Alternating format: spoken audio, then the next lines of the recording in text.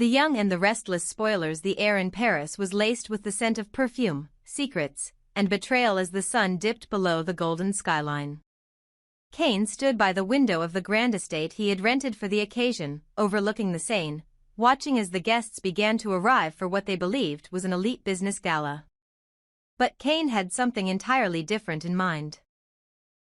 For months, he had sat on a truth so incendiary, so deeply buried in the history of the Chancellor family, that unveiling it would not only shatter relationships but also rewrite the legacy of Jill Abbott Atkinson and her most volatile child, Billy Abbott. Cain had always been fiercely protective of Jill. She had defended him when others doubted his worth, stood beside him when his reputation was in ruins, and treated him as more than just a son-in-law or an adopted connection. She treated him like blood. And in many ways, that bond was unbreakable.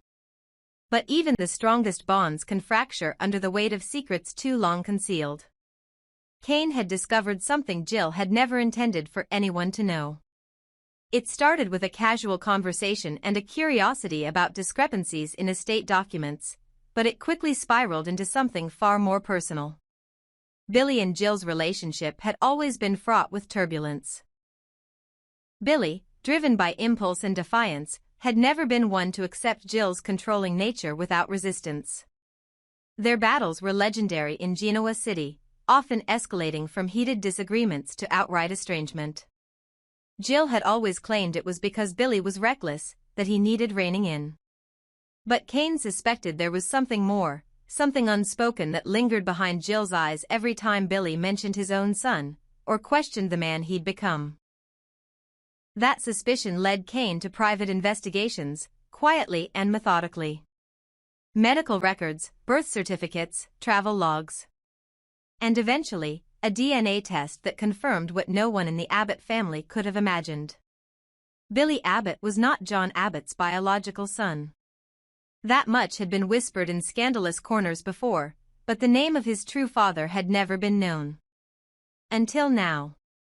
And the identity sent chills down Cain's spine. It wasn't just shocking, it was dangerous. He knew that revealing the truth would devastate Billy, destroy Jill's already shaky credibility, and potentially ignite a war within the family. But Cain also knew that Billy deserved to know. He had lived his entire life under a false premise, enduring comparisons, criticisms, and expectations tied to a lineage that was never truly his. Jill had denied him that truth, all while attempting to control and manipulate him. And now, Cain had the power to force the truth into the light. But it came at a price. To make the reveal impossible to ignore, Cain orchestrated a lavish gathering in Paris under the guise of a celebration. Jill was reluctant to come at first, but Cain persuaded her with careful words and the promise of discretion. She arrived in a shimmering gown, every inch the grand matriarch, unaware that her world was about to unravel. As the evening progressed, Cain waited. He watched her laugh, pose for photos, toast with champagne. Completely unaware of the storm looming. Then, just before the dessert course, Cain called for the room's attention. The music stopped. Glasses clinked. All eyes turned to him. He didn't name names. Not yet. Instead, he spoke about legacy, about truth, about the weight of knowing where you come from. Then, in front of Jill, in front of Billy, in front of Genoa City's elite who had flown in for the event, Cain produced the DNA results. A thick envelope, unopened, yet symbolic. He placed it on the table beside Jill's plate and looked her in the eye. Jill's expression went from confusion to terror in an instant. Her fingers trembled as they reached for the envelope, but she didn't open it. She knew what was inside. And for the first time in decades, she was truly afraid. Billy stood abruptly, his chair scraping back across the marble floor. "What is this?" he demanded, his voice echoing off the chandeliered ceiling. Jill said nothing. Her silence spoke volumes. Later, in a private room, away from the curious stares and whispers, Jill confronted Cain. She begged him not to make it public, not to destroy what little peace she had left. She confessed that she had kept the secret not out of malice, but out of fear that Billy, already so untethered, would spiral if he knew the truth. She had tried to protect him in the only way she knew how. But Cain didn't buy it. He saw it as another attempt at control, another manipulation disguised as maternal concern. The truth, when finally revealed, sent shockwaves through the Abbott family. Billy's real father was a man long thought irrelevant to Genoa City history, an outsider, a man with a dark past and a connection to Jill that had been erased from the public narrative. His name brought with it shame, power, and unresolved betrayal. And Billy, now adrift, realized he had been living someone else's life all along. He wasn't an Abbott. He wasn't even a chancellor. He was something else entirely. Something Jill had spent her life trying to bury. The fallout was swift. Billy withdrew from everyone. He blamed Jill, hated Cain, and questioned every memory he had ever trusted. His sense of identity fractured. His relationships suffered. Even Lily, who had been a steady presence in his life, struggled to reach him. Meanwhile, Jill faced public scrutiny and private isolation. She had lost her son not to death, but to a lie, one she had nursed for decades. Cain, though vindicated, felt no triumph. What he had exposed had liberated the truth, yes, but it had also scorched the earth around it. He watched Jill retreat into herself, her once commanding presence diminished by guilt and regret. He visited her days later, expecting anger or defiance. Instead, he found her sitting alone in the estate garden, staring at nothing. "You did what you thought was right," she said softly, not looking at him. "But some truths don't set you free. They just take everything else away." And perhaps she was right. Because even as Genoa City buzzed with gossip, even as Billy grappled with his identity and Cain returned to his world of corporate battles and hidden agendas, one truth remained unshakable: the damage had been done. What lingered wasn't just the revelation, but the haunting question of who we really are when everything we thought we knew is stripped away. And for Billy Abbott, that answer was still nowhere in sight. Billy stood in the center of the grand Paris ballroom, clutching the DNA results in his hand like a weapon forged from betrayal itself. The silence was suffocating. The conversations had died. Champagne flutes froze mid-air. All eyes were on him, but he couldn't hear a thing. The world narrowed into a tunnel, the only sound pounding in his head was his own heartbeat. He looked down at the paper again, then at Jill, his mother, his liar, his keeper of secrets, and for the first time in years, he didn't know who he was anymore. Jill stood just feet away, frozen in place, her mascara streaking as tears streamed down her cheeks. Her elegant composure shattered. She wasn't the fierce matriarch tonight, she wasn't the power broker of Chancellor Winters, or the iron-willed guardian of her son's future. She was just a woman cornered by her past, unraveling under the weight of a truth she had tried to bury. "Why now, Cain?" she whispered through sobs, her voice trembling. "Why would you do this now?" Cain didn't answer. He didn't need to. The damage had already been done. The man he once called a brother had been broken in the span of seconds, and the woman he once defended without hesitation now looked at him like a traitor. Billy's hands shook as he raised the paper again, rereading it like it might somehow change. But the words were clear. The match was irrefutable. The man he had hated, fought against, mocked and envied for decades as Victor Newman was his biological father. Victor himself had been standing off to the side, hands folded behind his back, his expression unreadable. But as the realization crept over him, his eyes widened in stunned disbelief. He didn't speak at first. He simply stared, his usually immovable face flickering with something close to fear. Or perhaps guilt. It took a long moment before he moved. Slowly, he stepped toward Jill, his voice low and barely controlled. "You knew," he said. "You knew, and you never told me." His voice wasn't angry, it was stunned, brittle. As if the foundation of his life had shifted and he wasn't quite sure how to stand. Jill tried to gather herself, but the emotions were too much. She broke down entirely, covering her face with her hands. "You don't understand," she said between sobs. "It was a different time. You had your empire, your family, your future. I didn't want to be the one who complicated it. Billy already had enough confusion in his life. What good would it have done to bring you into it?" "What good?" Victor echoed, incredulous. "He's my son." "He's John Abbott's son," Jill snapped, raising her head now, her grief turning to rage. "In every way that matters. He was raised by the Abbotts, molded by that legacy. I wasn't going to destroy that. I couldn't." Victor's fists clenched, but he didn't reply. He turned to Billy instead, who stood frozen, the DNA paper now crumpled in his hand. His lips parted, as if he wanted to speak, but nothing came out. How could it? The entire framework of his life had collapsed. All the hatred he'd nurtured toward Victor, the rivalry, the dismissals, the accusations, it had all been a cruel joke. He was Victor's son. And no one had told him. Jill stepped forward, her voice quieter now, desperate. "Billy, please. You're still you. You're still my son. This doesn't have to change anything."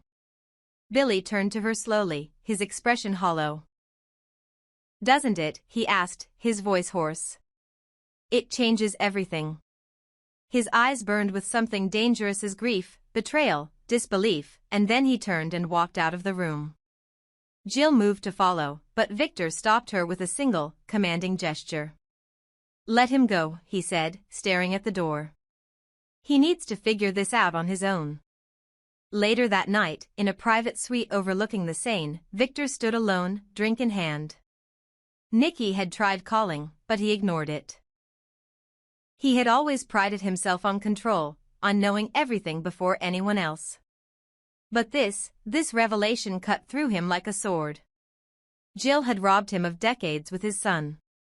Of chances. Of history. Of legacy. And now the question loomed like a dark cloud: what was he supposed to do with this truth? Victor Newman had many children, but none quite like Billy.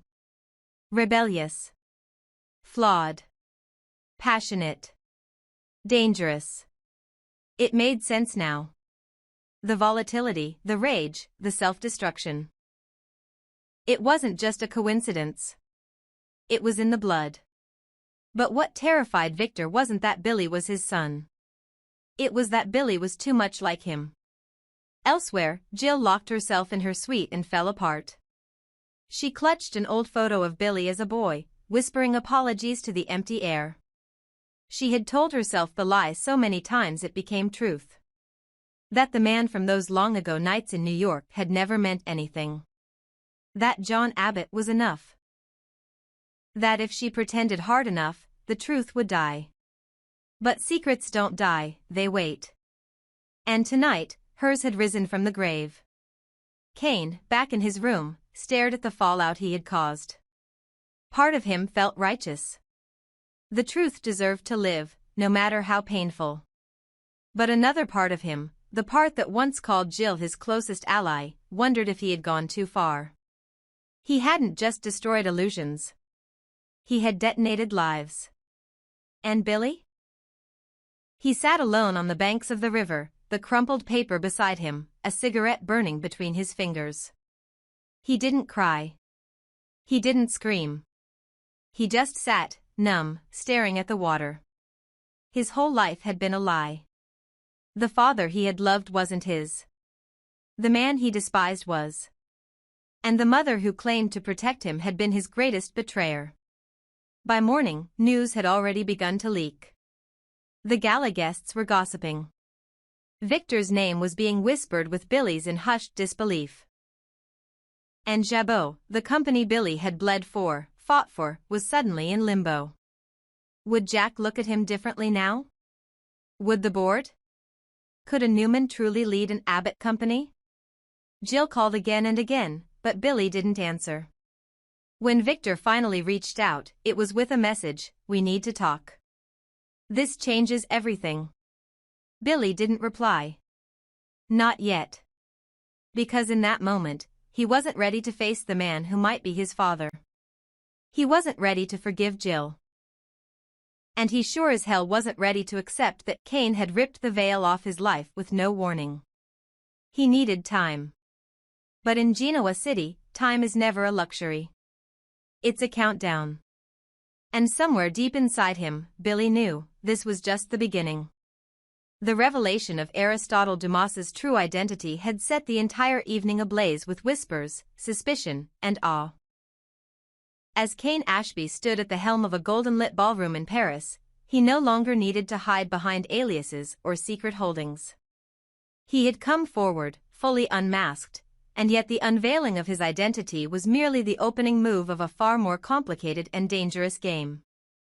What had once been a masquerade was now a battlefield, one in which alliances would shift, power would be tested, and the future of Genoa City's most powerful families would hang precariously in the balance.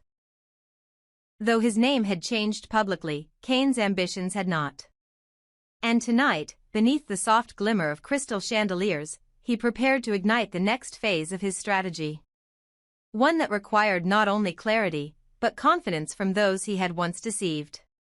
Which is why, amid the chaos and quiet suspicion that had settled across the gala like a second skin, Cain had made a promise: every guest would get a private meeting with him.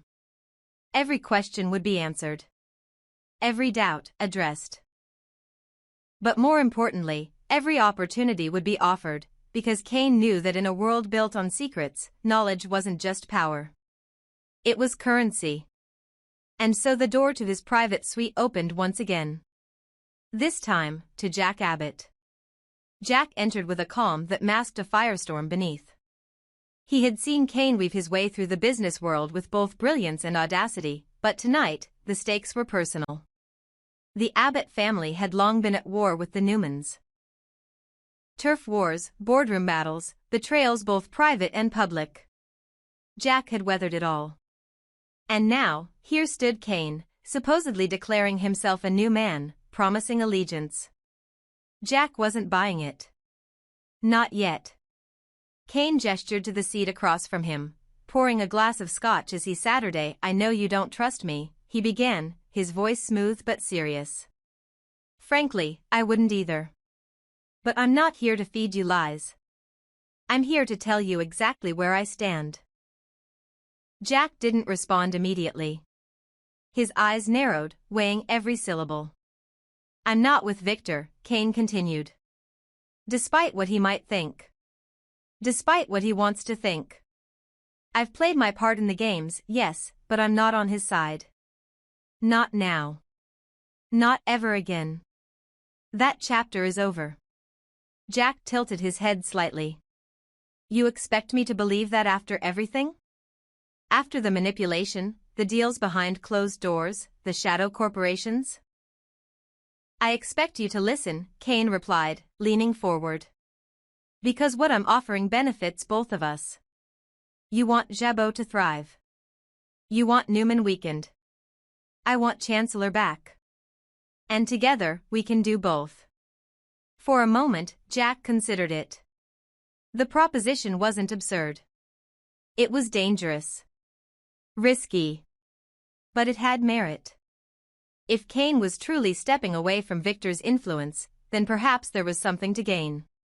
But trust wouldn't come easily. Not with so many knives already thrown in the dark. Cain laid out his plan in broad strokes: how Chancellor's board could be restructured, how Jabot's next product launch could receive strategic investment, how Newman's European hold could be undermined by exploiting internal divisions. It was bold. Brilliant, even. And entirely in line with Cain's new persona, no longer the cautious outsider, but a kingmaker of his own design. Jack didn't make a decision that night. But as he left the suite, he didn't reject the offer either. And that, to Cain, was a victory. But not everyone was so open to reconciliation. Down the hallway, Michael Baldwin stood watching. He hadn't yet taken his private meeting with Cain. He wasn't sure he wanted to. Once a staunch ally of Victor Newman, Michael had found himself adrift in recent weeks, cut off, dismissed, and discarded like a pawn who had outlived his usefulness. And now, with Cain's star suddenly rising and Victor's grip weakening, Michael wondered if there might be a place for him in this new order. Cain, ever perceptive, had anticipated this. When Michael finally entered, Cain greeted him not as an adversary, but as a man who had once been loyal to the wrong king. "You're not with Victor anymore," Cain said, pouring 2 glasses. "That makes you interesting." Michael didn't sit. "That makes me cautious." "As you should be," Cain admitted. "But you're also a realist. And realists don't cling to men who've stopped valuing their counsel." Victor cut you loose the moment your voice stopped echoing his own. "I won't do that." Michael raised an eyebrow. "And what would you have me do?" "Help me reshape Chancellor." "Quietly. Legally. Strategically," Cain replied. "And when the time is right, help me ensure that Victor can't interfere ever again." It was a proposition laced with implication. It wasn't just about business. It was about revenge. About legacy. About control. And Michael, for all his ethics and objections, was still a man drawn to power. He left without confirming, but the silence between them was heavy with possibility. Meanwhile, Cain's strategy continued to unfold. Guests whispered of his confidence, his control, the strange calm in his demeanor now that his mask had been dropped. But few understood the truth. This wasn't the real Cain Ashby. This was a reinvention. A fusion of everything he had learned from Victor, Jill, Tucker, and Catherine. A man who had finally decided that surviving was no longer enough. He wanted to rule. And yet, in the shadows, not everyone was convinced. Jack had begun pulling files on Cain's European subsidiaries. Michael had tasked someone with reviewing the paper trail left by Aristotle Dumas's shell companies. And Victor, though outwardly composed, had already ordered surveillance on Cain's communications. No one believed for a second that this was simply a new business venture. There were deeper motives. Secrets still buried. And Cain knew it. He wanted them to dig. Because the deeper they looked, the more they would find only what Cain wanted them to see. Carefully planted misleads. Strategic falsehoods. A trail of bait leading them further from the truth he kept locked away.